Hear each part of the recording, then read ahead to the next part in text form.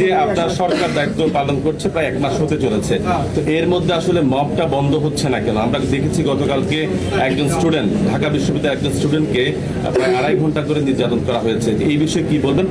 তো আপনার দুইটা তথ্যই মোটামুটি ভুল। একটা হচ্ছে আমরা এখনো 1 মাস হয় নাই, মানে কাছাকাছি বলছি। একটা 1 মাস হয় নাই। দ্বিতীয় হচ্ছে মবের এই সংবাদটা ঠিক নয়। সব কিছুকে আমরা মব বলবো কেন? কিছু কিছু আছে বিচ্ছিন্ন ঘটনা। মব যেটা সড়কে দেখা যাবে আমরা সেটা কঠোরভাবে নিয়ন্ত্রণ করব।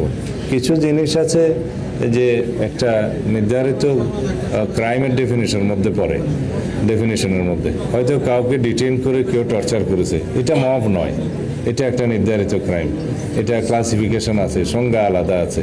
এই হিসাবে যেন আমরা জিনিসগুলো দেখি, তবে আমরা বাংলাদেশে মব কালচারকে এই কখনো আর এগোতে দেব না। এটা বন্ধ করতে হবে এবং এটা বাংলাদেশ থেকে বিলুপ্ত হবে ইনশাআল্লাহ। মানব পাচার